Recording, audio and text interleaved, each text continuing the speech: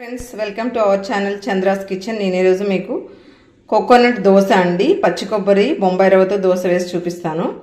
Cup అండి, ఒక cup కొబ్బరి ముక్కలు, ఒక కప్పు సేమ్ ఈక్వల్గా బొంబాయి రవ్వ అండి. దీన్ని ఇప్పుడు మనం ఏంటంటే ఒక 15 minutes 20 minutes సోక్ చేసుకోవాలండి. ఇప్పుడు సోక్ చేసుకుందాం. ఒక బౌల్లో తీసుకొని, ఇప్పుడు ఇలా ఒక బౌల్ తీసుకున్నామండి. బౌల్లో మనం ఇది బొంబాయి రవ్వ వేసేసుకొని ఇది కొంచెం టిప్ అయ్యే వరకు, అంటే మునిగే వరకు మనం వాటర్ వేసుకోవాలండి. ఇలా వాటర్ వేసి మిక్స్ చేసుకొని 15-20 minutes సోక్ అవ్వనివ్వాలి. ఒక స్పూన్తో మొత్తం మిక్స్ చేసేసి 15-20 minutes సోక్ అయితే అప్పుడు చాలా మెత్తగా బాగుంటాయండి టేస్ట్. ఇలా ఒక 15 minutes వెయిట్ చేద్దాం. ఇప్పుడు చూద్దామండి. సోక్ అయిపోయిందండి ఇది కంప్లీట్గా.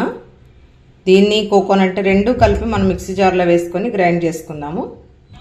చూడండి, గ్రైండ్ చేసేసుకున్నామండి. ఇప్పుడు దీన్ని మనం ఒక బౌల్లోకి షిఫ్ట్ చేసుకుందాం. ఆల్రెడీ ఇందాక మనం సోక్ చేసి పెట్టుకున్నాం కదండి, ఆ బౌల్లోకి షిఫ్ట్ చేసుకుందాం. దోశకి రెడీ. దోశ ప్యాన్ పెట్టుకొని దోశ వేసేసుకుందామండి. ఇప్పుడు ఒక స్పూన్ సాల్ట్ వేసుకుందామండి. ఆల్రెడీ ప్యాన్ పెట్టుకున్నాను నేను, హీట్ ఎక్కుతుంది. ఒక స్పూన్ సాల్ట్ వేసుకొని మిక్స్ చేసుకొని దోశ వేసేసుకుందాం. అని హీట్ ఎక్కిందండి. ఇప్పుడు మనం దోశ వేసుకుందాం.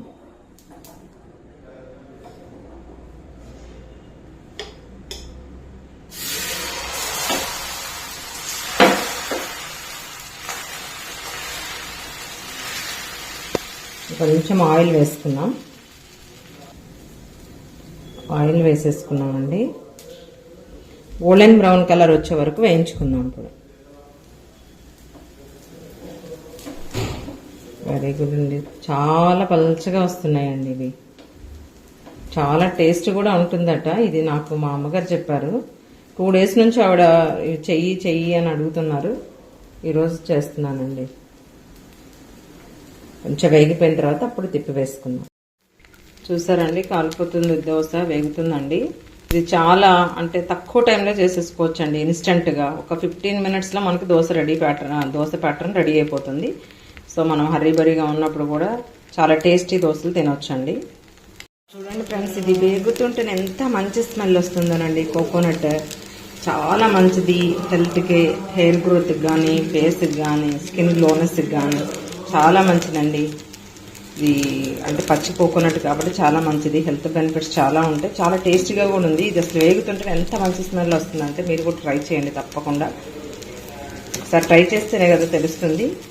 ఇది మాత్రం మిస్ అవ్వకుండా ట్రై చేయండి ఫ్రెండ్స్. దోశ వేగిపోయిందండి.